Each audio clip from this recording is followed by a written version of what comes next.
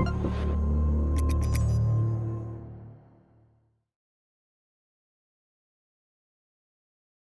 name is Andrews. I am the Hierophant of the Church of Witchcraft. Basically, just help keep things on the rails so they don't fly off into the abyss and we have some sort of traction. And so that's generally my role. There's a lot of different things I do, but there's stuff between administrative things that I do, as well as ceremony ritual things that I do, as well as general guidance for others in the organization and community outreach stuff, connecting to other organizations, helping the community at large, extant community, both pagans and non-pagans. So the role of Hierophant is complicated, but you can always feel free to message us or we can have a longer discussion about that.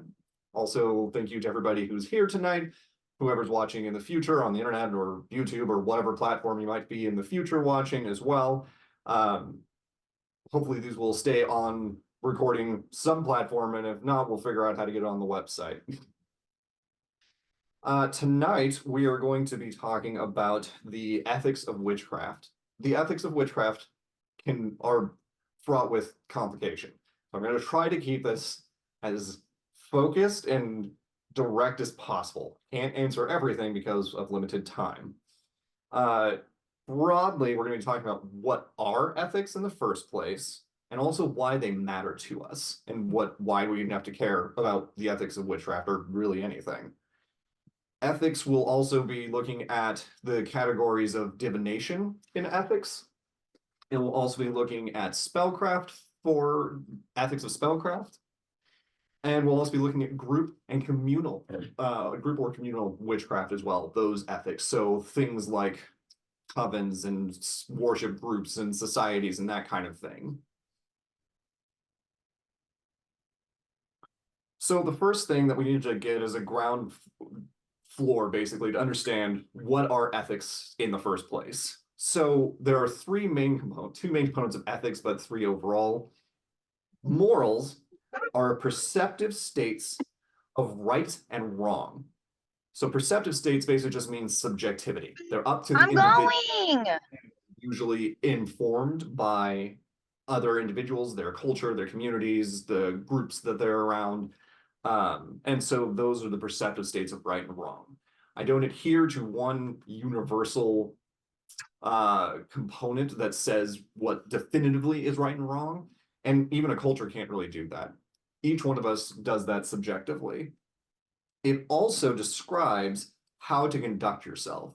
So our morals is also is how we conduct our own selves within the culture that we're in. And that culture could be state, it could be nation, it could be world, it could be, your family, it could be your coven, it could be a group of 3 people. There's not really a limit here. It's usually 2 or more people in some sort of setting.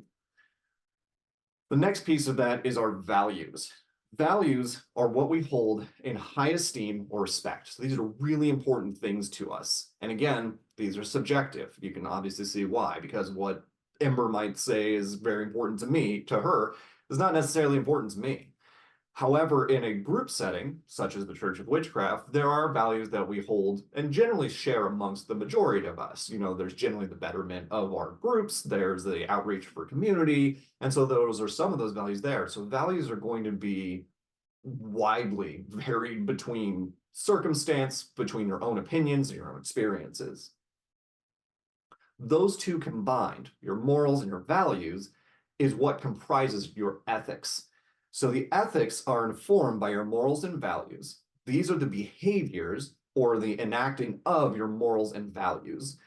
It's an actionable aspect. So once I understand what I perceive to be right and wrong within the context of my own self or within my communities, whatever size that is, and I can figure out what's meaningful to me, what I hold in high respect and esteem, and it's how I conduct myself, these two things connected are what informs our ethics. So you can see why we need this kind of a framework to understand initially what we're talking about when we're speaking of witchcraft ethics, because we're talking about what we perceive as right and wrong, how we're going to engage in those things, and those pieces of our subjective reasoning. In general, my focus with this tonight is really not to give you definitive parameters of right and wrong, or a moral, a value, or an ethic. My goal is to empower each individual to develop their understanding of those ethics themselves and to give them better tools to be critical thinkers, essentially.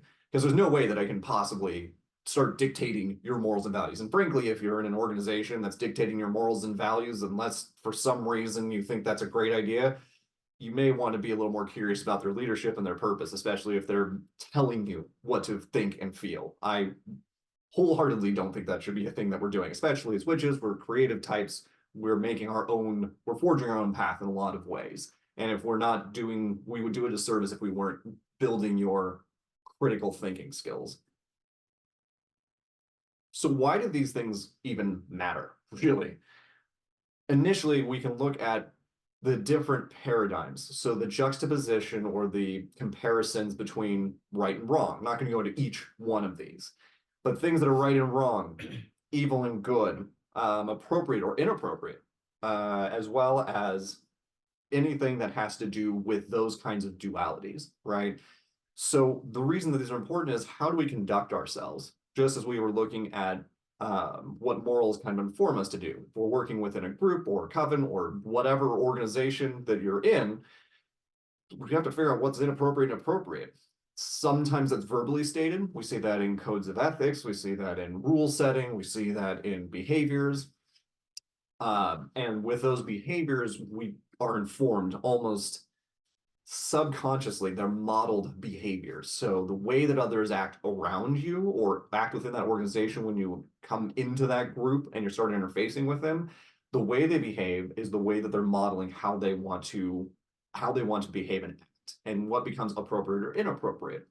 This is how we can also stay more aware of when covens specifically tend to be toxic, or they start really positive and they sort of start dwindling and they can get really toxic really quick and they get really unhealthy. Not all the time, sometimes though, and that goes for any organization. That's political, religious, work, any of those things can really decline without attention to what is being modeled and what matters to them. And also people being aware and cognizant and holding each other accountable. And accountability is huge for the Church of Witchcraft too. You have to be accountable to what you're doing, why you're doing it. You just can't flippantly say, I'm going to randomly curse this individual. It's like, okay, well, if you're going to do that, why would you do that? What's the purpose of it? Or I'm going to be at a certain place at a certain time and then not do it. We all have to hold each other accountable. That includes me. Even if I'm helping keep this thing on the rails, call me out if I'm not, hold me accountable to what I'm saying. If I'm not, definitely grouse at me about it because I'm not perfect, I'm human. Shockingly.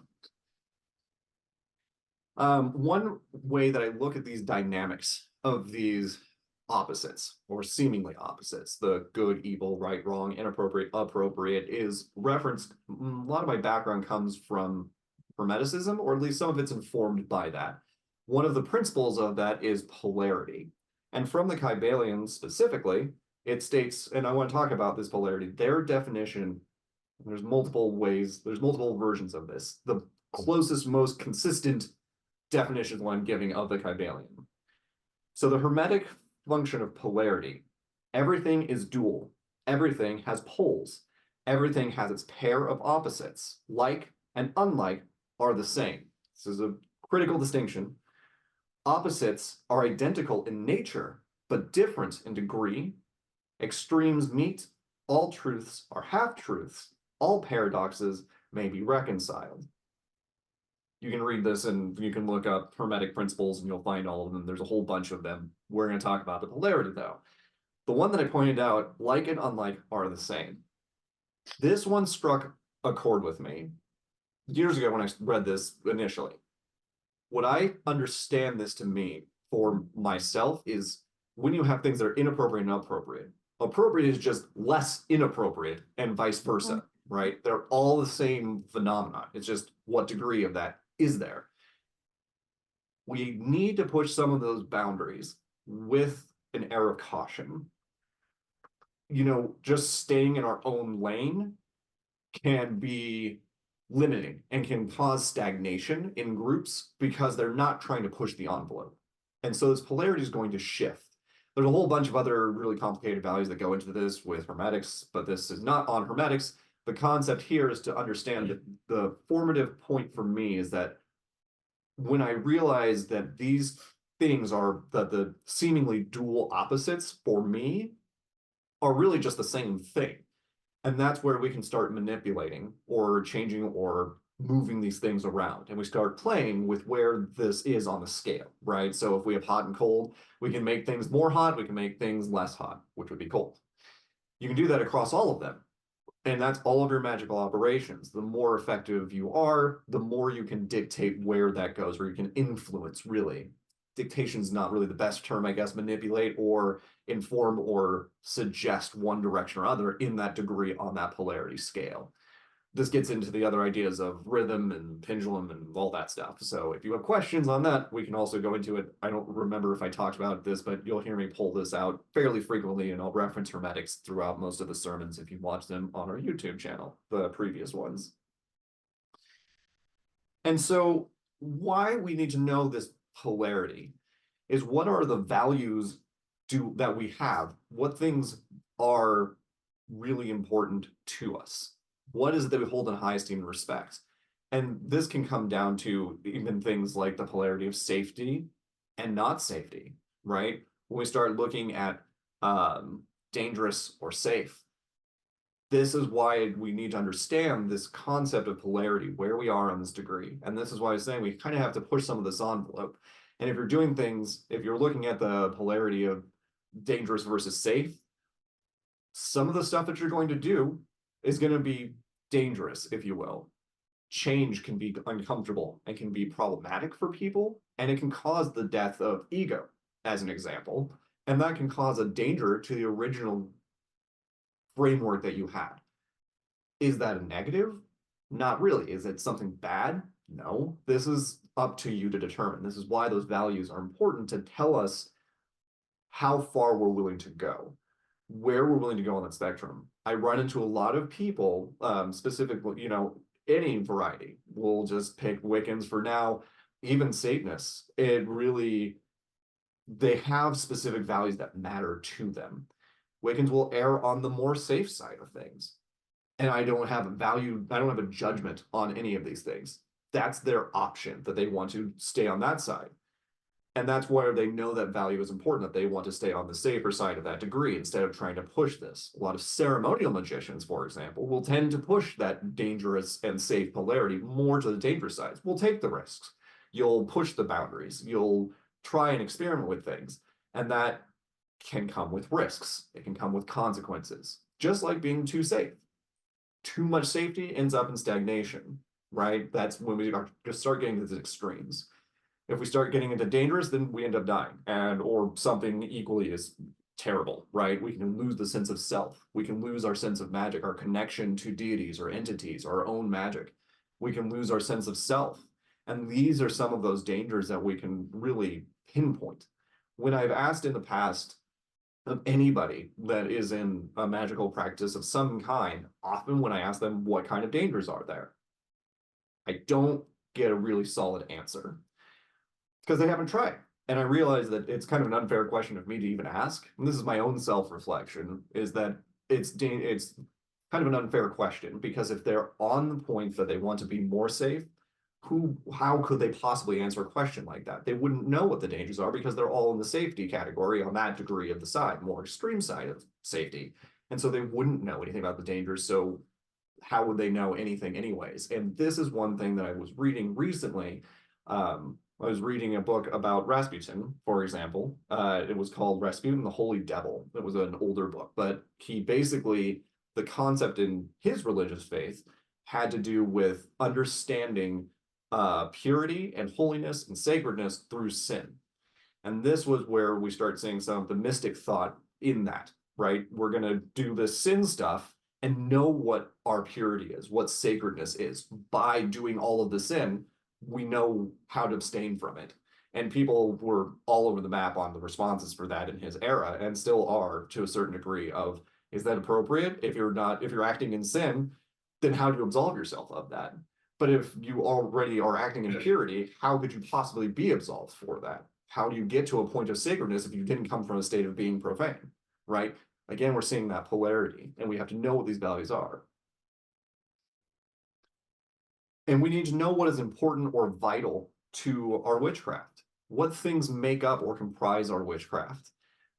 Are we willing to take those risks? Do we want to push the degree or the envelope towards more dangerous or more explorative, if you will? Do we want to stay more in a stagnant, safe space? If we are staying in that, is safety even stagnant? Can you have a thriving, robust understanding of your witchcraft while staying on one extreme or the other? I would argue that you can't, but I am open to any, debate on that that's reasonable. And if we don't know what's important to our witchcraft, and this is not just how we practice, what we're willing to do, but who we're willing to do it for, or who we're not willing to do it for. That is also part of what we need to know about our witchcraft. In a lot of the historical context of witchcraft and just witches in general, there was a lot of knowledge of seers, wise people, healers, that kind of thing. And they knew that their role, I'm going to stay in that healing space. Stay there. You love it, do it. You know that's important to your craft. Study it, perfect it, move around in that realm and really get to know what that is. But if you don't even know that's something that's important to you, we get stuck. And we end up in this kind of malaise of witchcraft where we just kind of get to this nowhere point of just trying teeny little things here and there. It might not be time for you to try and explore or push those boundaries either. I'm not, unless you're ready for that, or you feel comfortable, or you feel healthy in yourself, that first altar that we've talked about, the first altar of the self is not in a state of cohesion. It's probably not the best time to start doing other stuff. If I'm sick, I'm generally not going to practice. I'm not going, or I'm in a state of mind that isn't conducive to witchcraft. I'm probably not going to push a lot of boundaries. I'm going to stay with the tried and true things that I know, the values that I have, and I'm going to stick with those and continue to practice them and rely on those as the staples of my witchcraft until I reach a point where I do feel that cohesion. And then I feel, you know what, let's go ahead and push this. Let's go ahead and see where I can take this. But if we don't move out of that safety or comfort zone, we just stay there and we don't ever find out what our witchcraft can do or where it might go.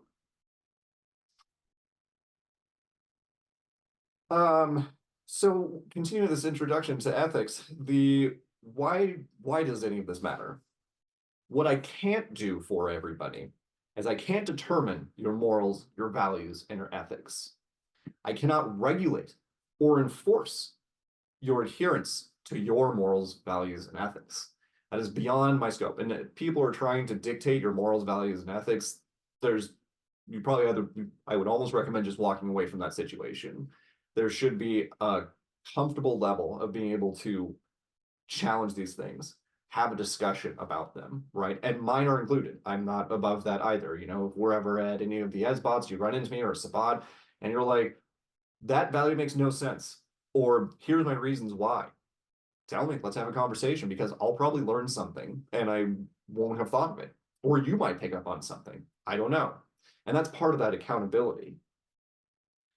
What I can do is that I'm able to invest in my congregation and their ability to shape morals, values, and ethics through discussions like this.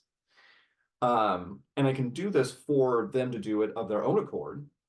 I can agree or disagree with them with those morals, values, and ethics, because some of those I don't agree with. The threefold law, for example, is not something that I adhere to. It's not something that I would agree with. I think they should 100%, if they value it and it's important to them, I have no right to tell them not to do it. And I encourage them to continue to pursue that. No problem with that. It's when they get enforced without consent that I start getting, if I start getting forced without my assent, then I start getting into some problems. And that goes for anybody. And I really want to ensure that within the church and across all of the communities that I interact with, that assent is given. And what can you do? You can apply yourself. This is the biggest thing that needs to happen, is that we have to apply our own faculties, our own reasoning, our own capacity to do this. Test your hypotheses. Test whether or not something is too far for you, and know when that point is too far, and know what's too safe. You can assess your morals, your values, and your ethics and you can revise and refresh consistently and with regularity all of those pieces. If we aren't continuing to look at these morals, values, and ethics of our own operations, we just get stuck. If we get too hell-bent on pursuing them, we end up in a place that becomes very unhealthy, very toxic, because then it's I'm going to stay insulated. This is the only way. Everyone else is wrong. We get into weird judgment stuff, and then things kind of go awry from there. And be ready for those kinds of conversations. Challenge brings in kind of this air of competitiveness, and I don't really intend for that. Really, it's more of being encouraged to revise and assess your own morals, values, and ethics. And that's something we can all do for each other. But if none of us are doing it, then something is going to fill that void. And I don't know how many times I'm going to say this during my life, but that which is void seeks to be filled, and that which is filled seeks to be void. So if we just leave this up to random behavior and just modeled behavior by some random happenstance that morals, values, and ethics get set, we're probably not going to want it. And it's not going to be very healthy or appropriate for us if we aren't doing this kind of refreshing, this testing of these concepts. We're doing a disservice to ourselves. We're doing a disservice to witchcraft in general.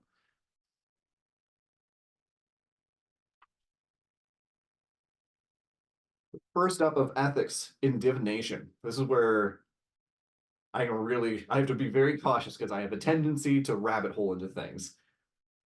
Divination is a broad topic. Essentially, I'm looking at knowledge gained from an outside source, supernatural source, some other source other that I can't see, some mystical, metaphysical source, right? Divination comes fraught with these things, and being a witch, fraught with these complications of your morals, values, and ethics. In so doing, there are ideas to rights. Divination gives us information and knowledge about specific individuals, situations, past, present, future, all of those pieces. And that is valuable information. As witches, we're going to continue to be tested on these morals, values, and ethics. We are going to have to, choosing this path, any pagan path, you're going to be challenged consistently with your morals, values, and ethics. And that is part of doing this. We aren't really tested on our morals, values, and ethics in other concepts, right? At work, generally, you're not going to be tested on these things. They're not going to pop up very often. There's very few arenas for that to happen.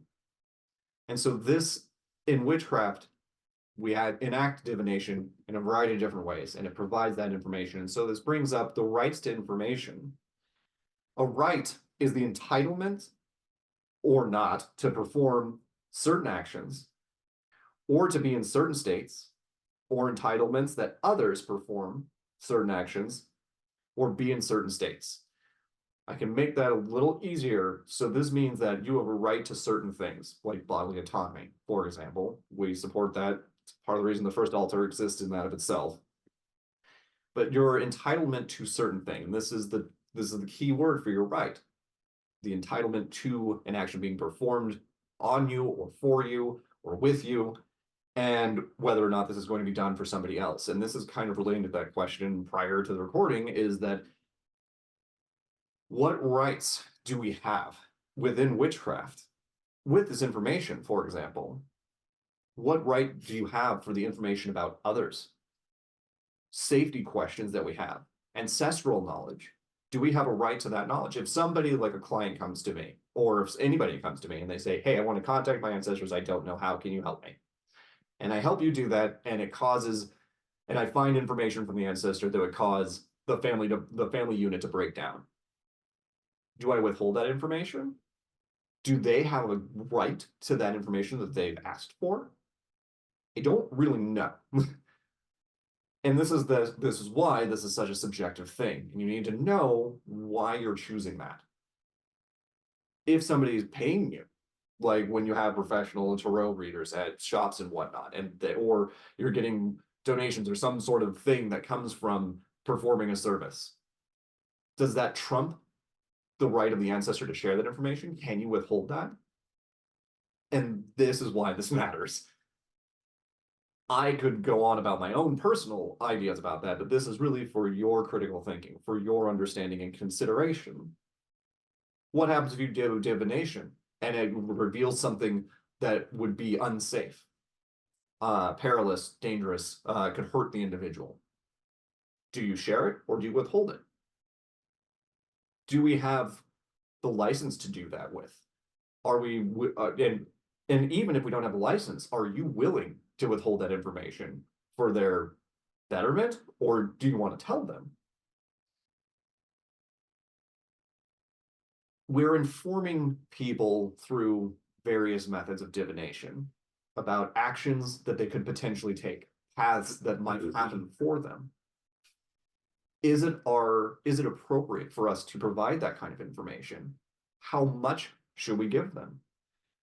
And that's a really tricky conversation, which is why you can see why I've had to give really just the critical thinking component of this, because I can't answer it for you. These conversations should happen with clients or just anybody who comes to you.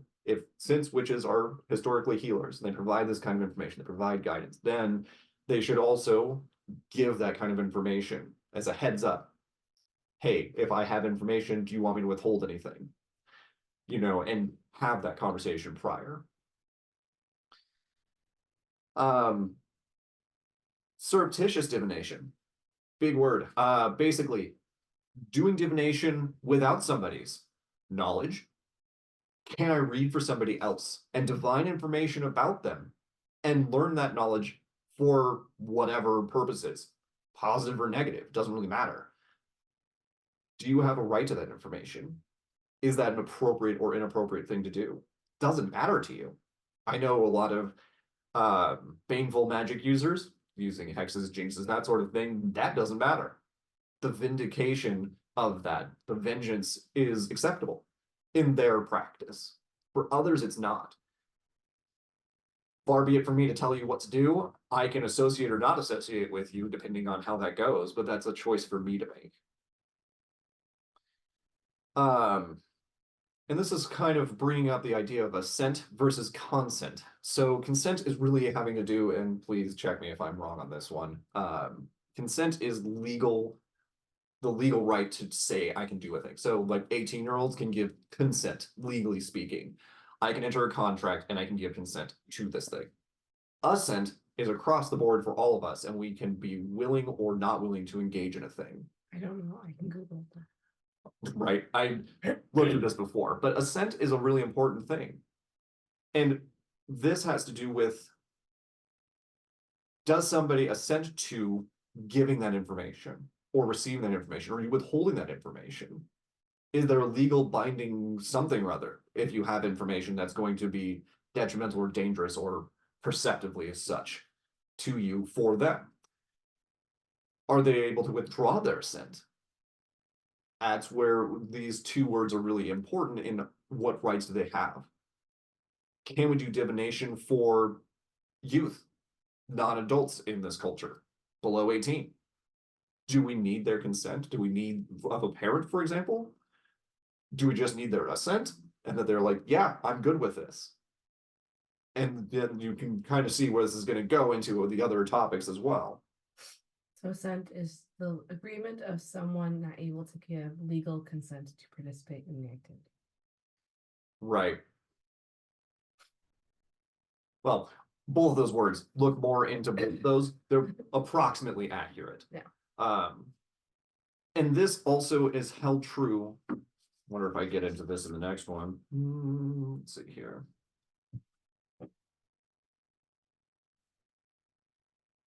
Yeah, I get into the next one. The other thing is that what do we have in terms of rights to the ownership of states of mind?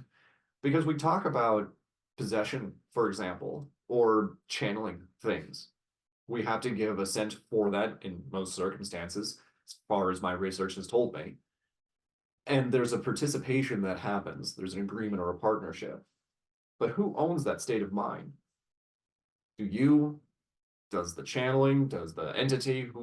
Those questions are important. The ownership and the states of mind needs to remain in a base state subjective to the individual. How their mind, what their personality is, and how that their morals, values, and ethics are set has a certain base state. And from that, we will vary. So experiences will happen and then those will move, right? And how much of that ownership or how much of that are you willing to allow manipulation, shifting, suggestion, that kind of thing? This we'll see a little bit later in groups. Who your ownership of your own state of mind, your own base state of being, whatever that might be, like your ability to be content. Does somebody have a right to make you angry? Can somebody make you angry? And is that something that you will consent to? If you're doing spells, for example, this is where we start getting into some of that gray area where we need to know what our base state even is to know whether or not we want to give consent or not for a certain thing. In spellcraft, we talk about is the next piece of this, and we talk about personal gain and almost all of the media that we consume, at least in the Western world, as far as I can tell. They say we're not going to cast spells for personal gain. That was a very popular theme and continues to be a very popular thing. The question that I would have is why not? Why is that the thing? Is it because of imbalance? Is it because of inappropriate polarity shifting? I don't know. And so is that something that you're against, personal gain? Because we also talk about this in terms of personal gain doesn't even necessarily have to do with the outcome of the spell. If I'm doing spells on the behalf of other people and I'm charging them, I'm getting personal gain from that, not necessarily from the spell. Is that appropriate? A lot of people stay away from it. As just a disclaimer, my own self, I will guide people on how to create spells. I'm willing to a certain point with people in the state of mind that's in a base state that's generally reasonable. I may assist them in doing this operation, but I won't generally do it on their behalf.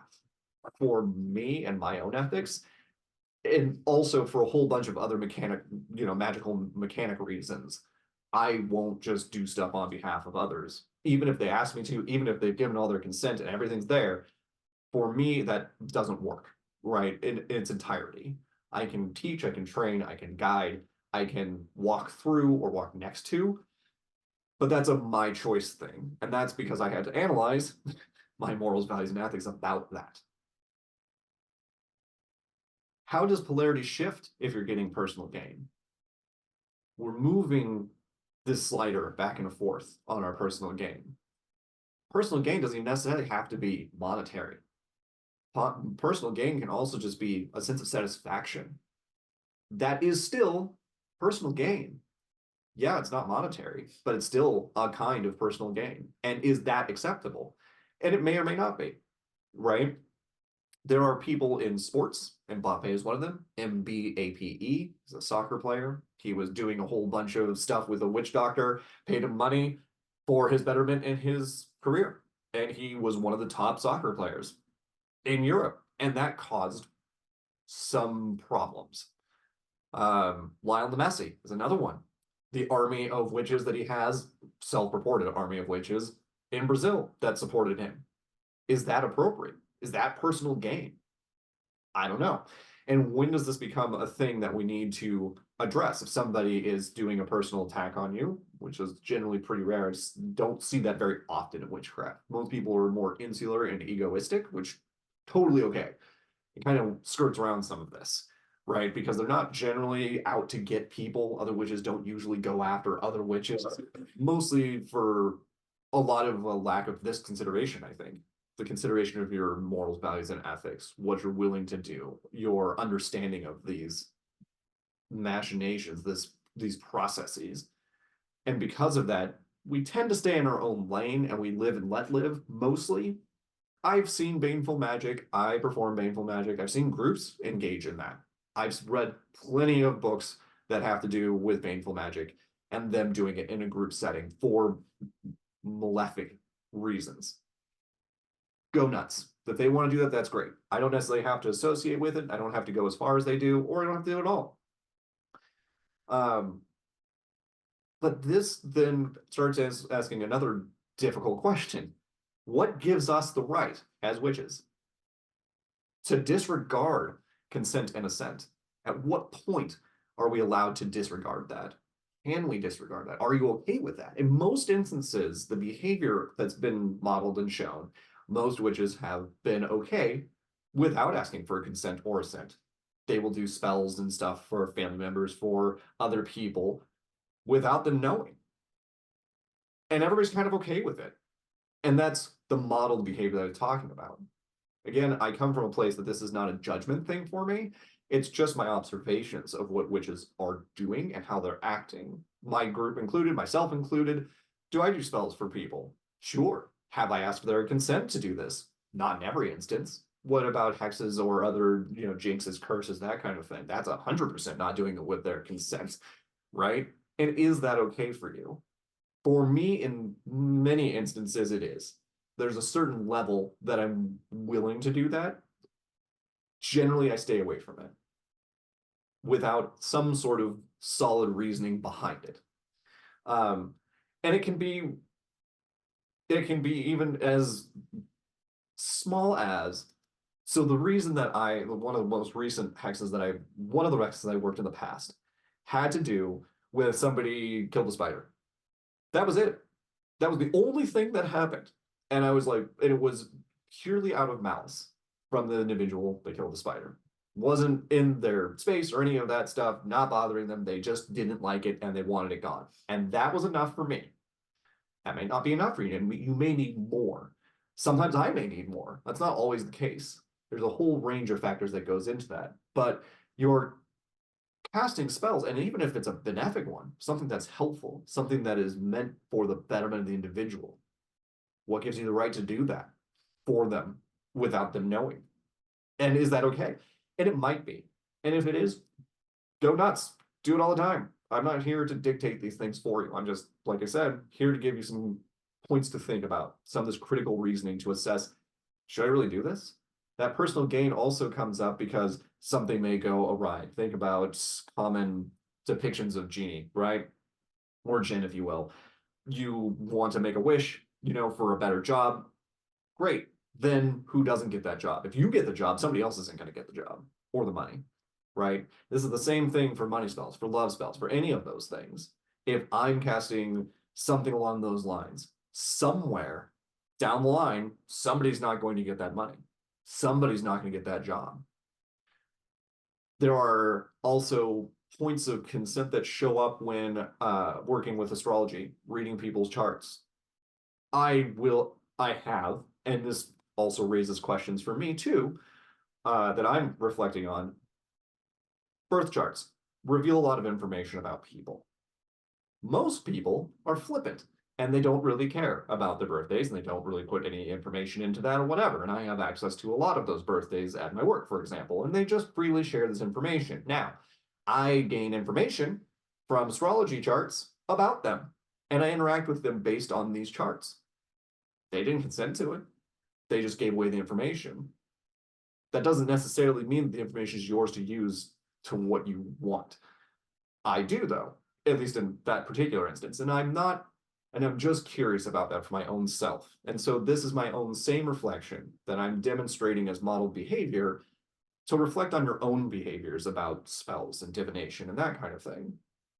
This also comes up with prayers too. People pray for you and don't ask for your consent. They're just like, I will pray for you. And they're like, what? They just don't ask your permission? They can just do that? What gives them the right to do that? The same thing goes for spellcasting or divination, right? It feels uncomfortable and weird when people want to pray for me. Generally, I'm accepting of it because I know that it's coming from a place usually of care and consideration. Normally, most like 90% of the time. Sometimes it's you're going to hell and you're a Satan worshiper and I need to do something for your immortal soul. And I'm like, okay, that's great. I don't really need whatever that is. I think there's also something to be said that if I know that somebody is praying on my behalf or somebody has said something along those lines, that I can withdraw consent from accepting that kind of intent. And so that intent is not necessarily something you have to accept. You can put, and this is where we get into some of the concept of like barriers and borders and walls and things that If you don't want anybody casting for you, perhaps you need to consider your barriers in your own self, your boundaries in your own practice to set that up so that people don't do this, right? But we're paying attention to what, and this goes back to all of our morals, values, and ethics. If we also only cast benefic spells, things that are positive, at least subjectively, or even if they're all negative and malefic, right? There's still there's an imbalance there, right? This is where it's important that the magic is done in both regards. If you're only casting in one paradigm, then you're going to have an imbalance from the other side. And I'm curious about what that might mean for other individuals. I would encourage prudent caution, being aware of what you're doing, why you're doing it, and who you're doing it on, and whether or not you have consent, and think about those and just consider them. And again, this is why the accountability is such an important factor in witchcraft, because you got to hold us accountable to this. If we're going to cast a spell for a community, why do we have the right to do that to help our community? Who gave us that license? Intercessionary spellcasting is doing spellcasting on the behalf of others. And I kind of touched on some of that, and it's just one of those things that I'm doing a spell on your behalf with or without your consent for some sort of purpose, whether it's benefic or malefic. Be aware of what you're choosing, why you're doing it. And this is again part of the risks of witchcraft. In group and communal witchcraft, such as the Church of Witchcraft or covens that you're a part of or other organizations, teaching on the risks of witchcraft and or the perception of perceptive danger. So the risks of witchcraft also doesn't really get me a lot of information. People just say, oh, you're going to get haunted. Oh, you're going to get possessed, or something is going to happen to you that's bad. What bad thing is going to happen? Often I'm not really given an answer because they haven't moved along that polarity scale to even see what that means. How would they know though, right? I'm not necessarily saying go do all the bad things and then understand the good things, just giving you food for thought. So just not necessarily condoning that. But the risks of witchcraft to me have to do with a loss of sense of identity, a sense of self, a loss of clarity, blurring lines, unequivocally across the board, incidental or accidental, what's the word I need? Colonization, for example.